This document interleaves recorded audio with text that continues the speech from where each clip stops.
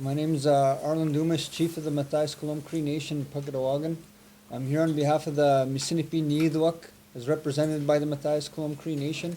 I'm here to declare that we are a sovereign nation, and I'm coming here to address an issue that impacts our community, that impacts all of our rights, whether you're First Nations or Manitoban. It impacts everything.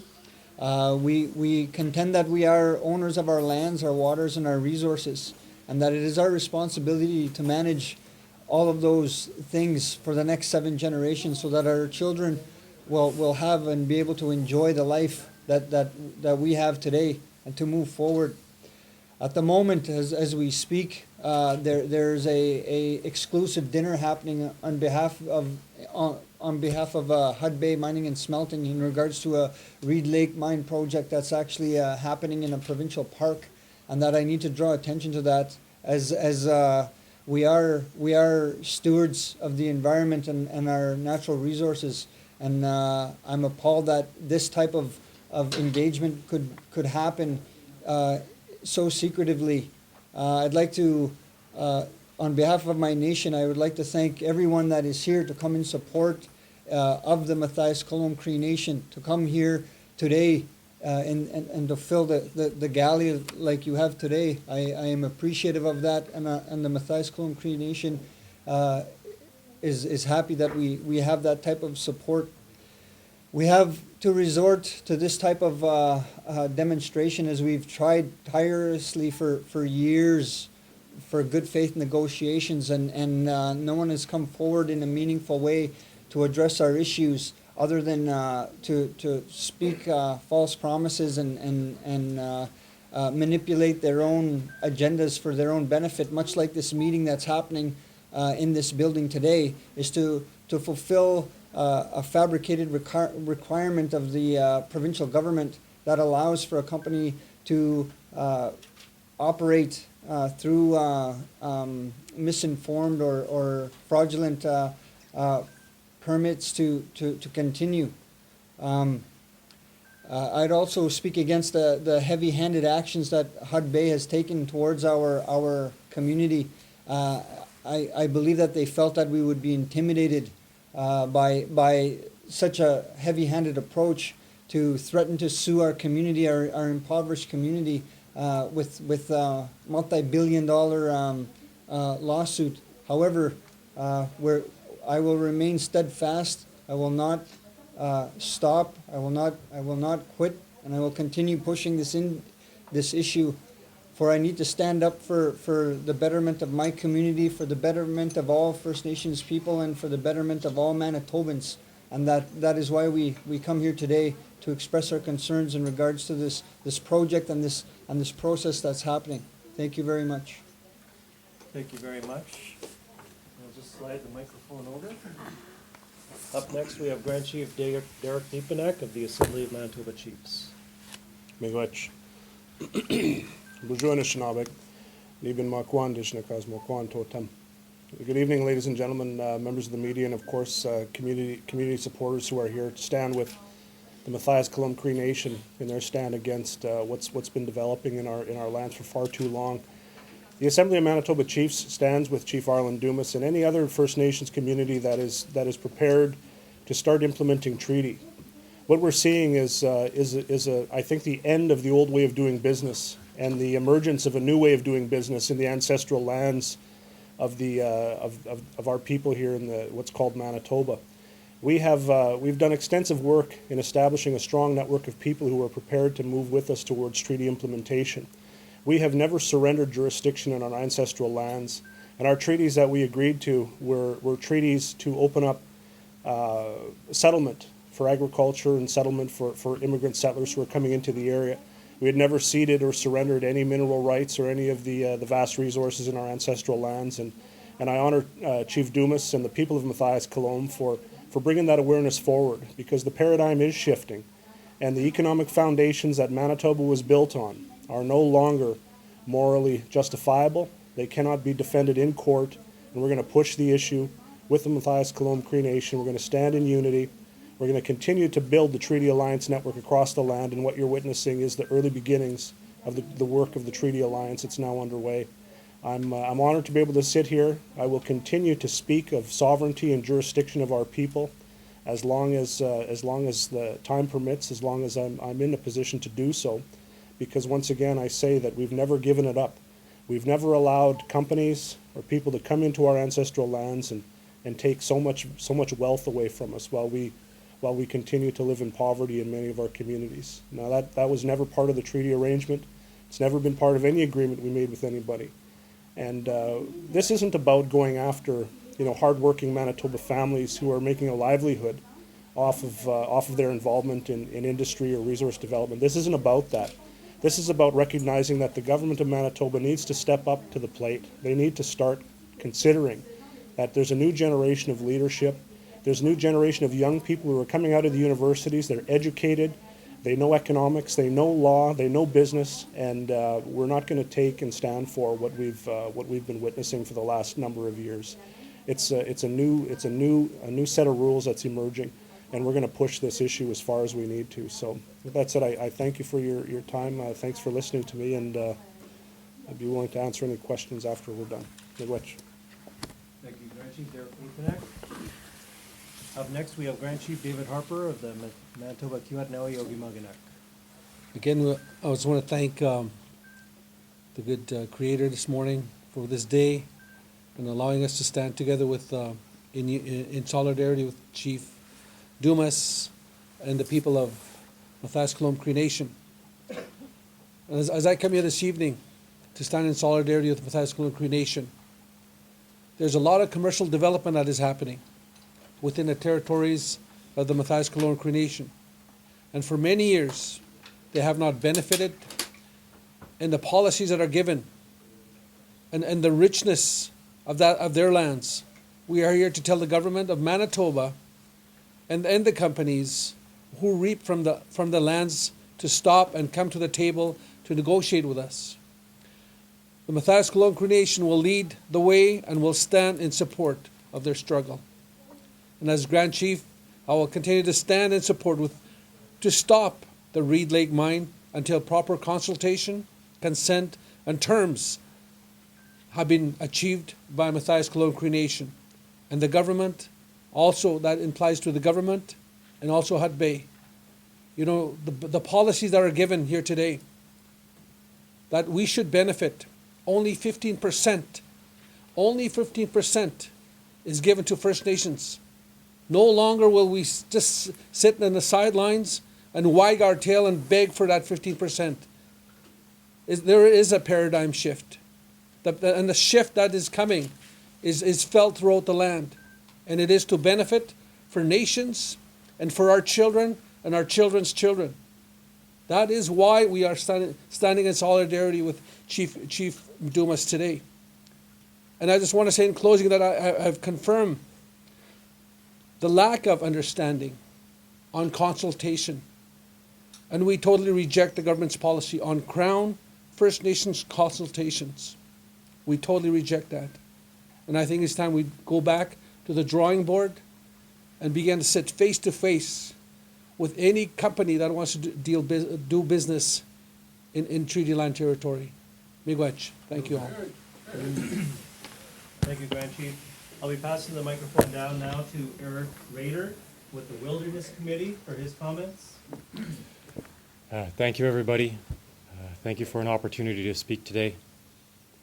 At the Wilderness Committee, we've been looking into the issue of a reed mine, HudBay's reed mine in Grass River Provincial Park for the last couple of months. It has been decades since we've opened up a mine inside a provincial park. That's an antiquated idea. It's something that shouldn't be happening. In Manitoba, parks are set aside for the next generations. They're set aside to protect our water and wildlife and species. And we don't believe that there should be a mine operating inside a provincial park.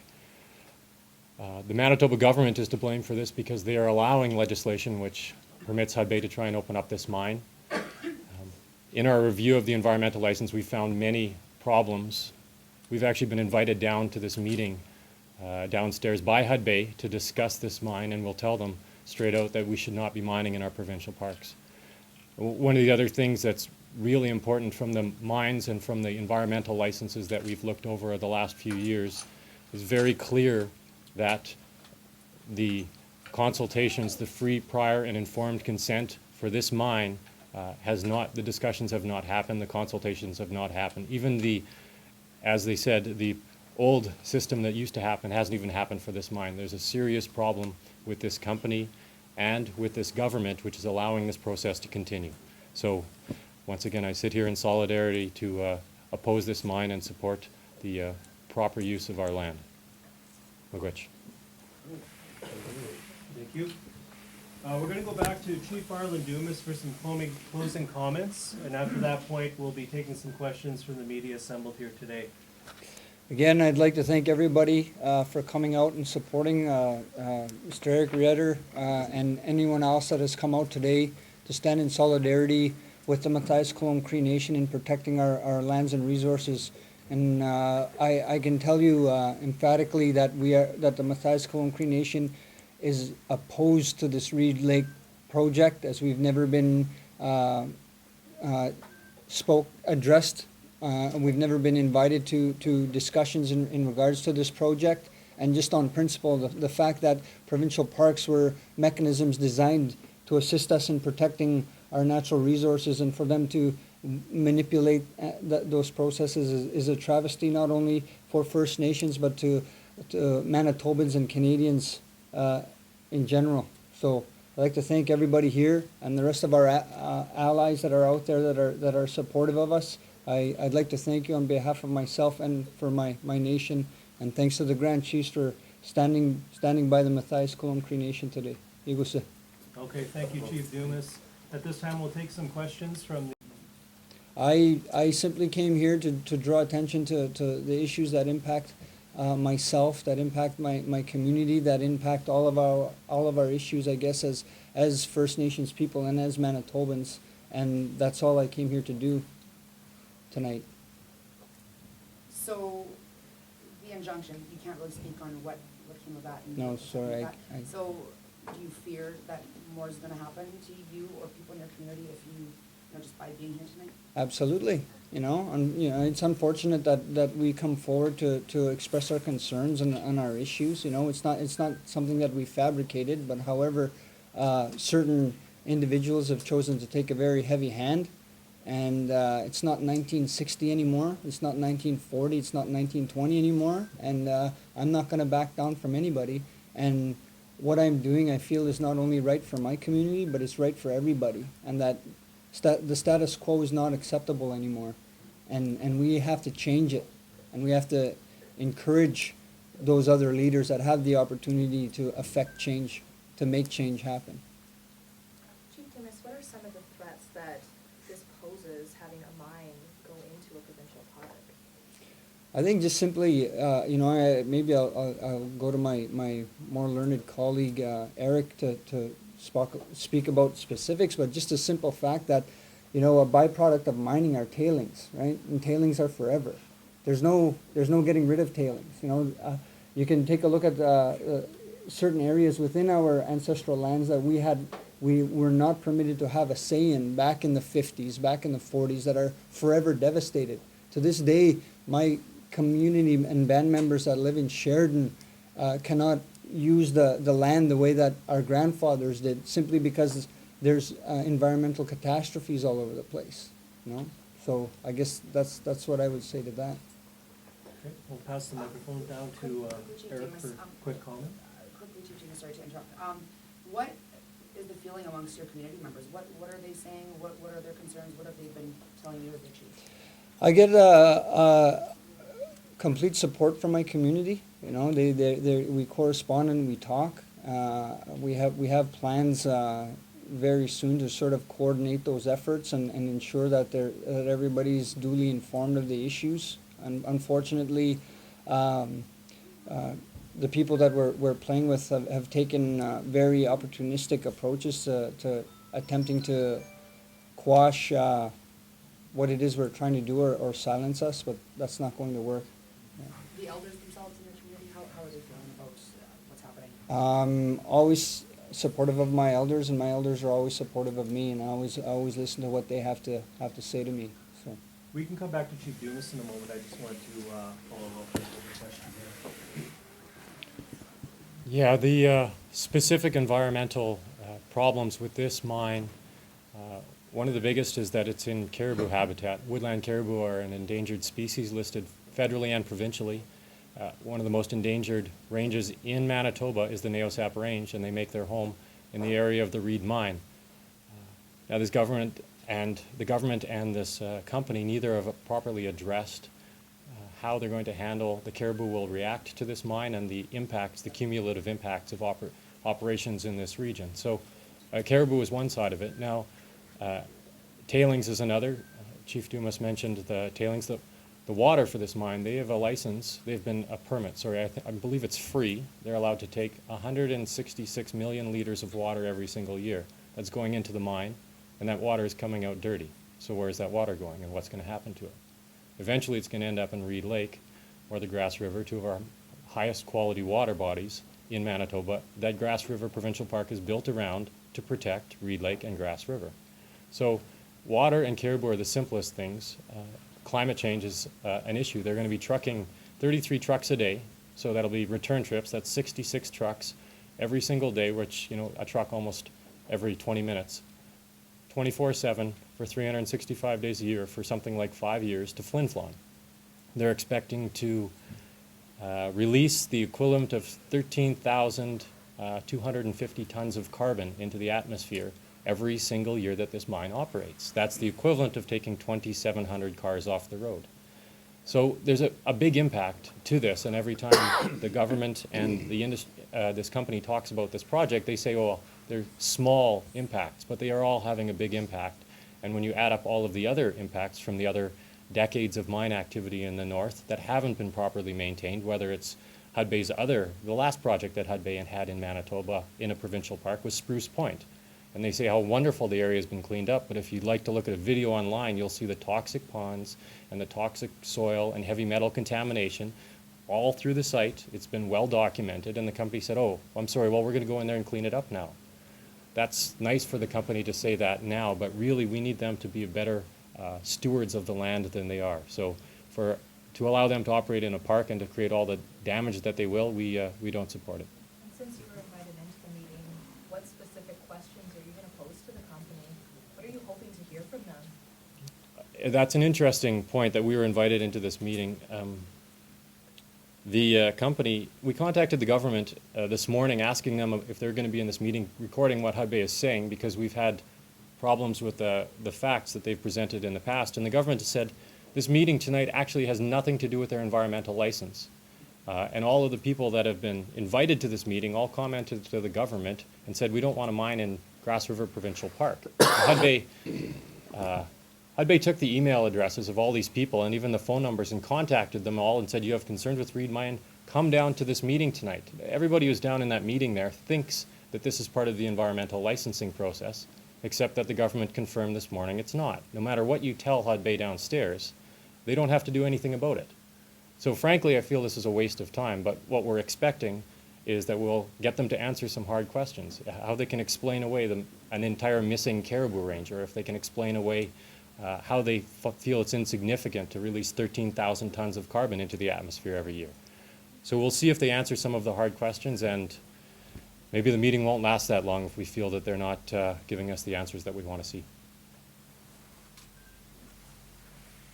Any other additional questions at this time? First, Eric, is it possible to operate a mine, the mine that they would like to operate without or with minimal environmental impact? Is there an agreement that you think that the nation and the company could come to that would please all the parties?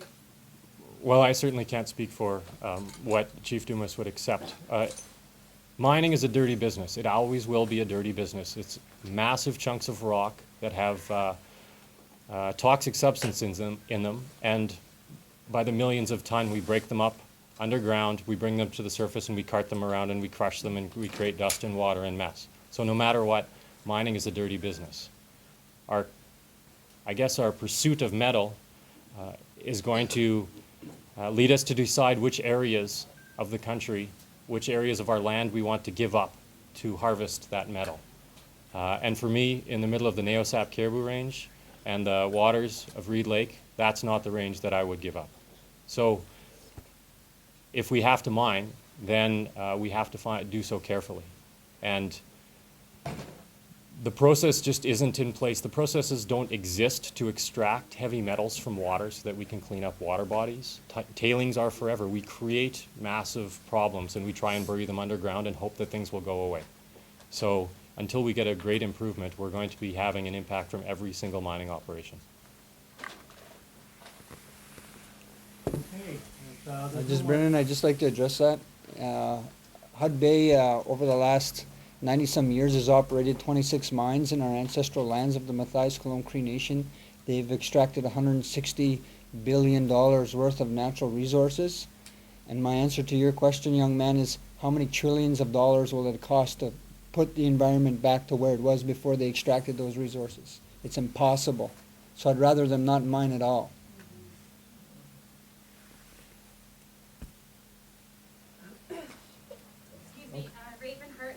University of Winnipeg Aboriginal Student Council.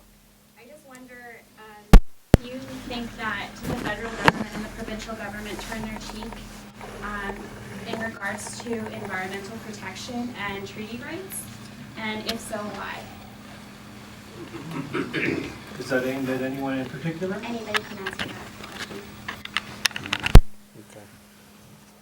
Okay. I think that you know, for the benefit of our people who are in this room tonight, it's very important to recognize that Manitoba's resource-based economy is built on the backs of our people. You know, there's many different policy objectives that have been developed over the last 100 years to keep us separate and apart. We can call it economic apartheid, we can call it economic sanctions against our people, we can call it many different things, we can even call it racism. Because certainly a lot of the economic policies and the laws that are underpinning the entire system that we live here in Manitoba are built on differences and built on greed and built on oppression. And there's no doubt about it. And it's treaty rights and treaty recognition are far down the list in terms of the priorities of governments over time. You know, while our people were locked away on the reserves, because there was at one time a policy to keep Indigenous people locked on the reserves, during that time, this entire resource development industry started to flourish. You know, many people were able to benefit greatly from mining activities in our backyard while we were locked on our reserves, while our young people were in residential schools, and now, you know, it continues. And I say that it's morally indefensible to continue with the legacy of the last 140 years. What did Stephen Harper apologize for if he's not willing to step up today and start making the difference and start paving the way for a better future for many generations of people in the resource-rich areas? And northern Manitoba is a very resource-rich area. I heard at one point there's $3 billion of resources that are coming out of the north. I think it was Grand Chief Harper who told me that, every year. And how much of those benefits are coming back for the quality of life and to the improvement of services for our people living in the north? None of it. None of it's coming back to us. And instead what we're seeing is taxpayers associations and so forth coming forward and saying we're squandering the minuscule contribution dollars we get in our communities instead of addressing the real issue about how we've been denied the wealth of our lands. That's what the issue is, and I think it's important to address that. And for those people who feel any kind of sense of fear out of court processes or fear out of injunctions or threats by judges, don't be fearful of unjust laws. You know, if there's no justice and if there's no truth in the laws that are being used to hold us back, don't be fearful of them. Challenge them, because that's what we're willing to do, and that's what we are doing. And that's, I think, what's changing the game, is that we're starting to recognize that a lot of these things have no place in a contemporary society that we're trying to build for our young people. So, thanks. Thank you, Grand Chief. Seeing that there are no more questions, this will conclude our press conference at this time.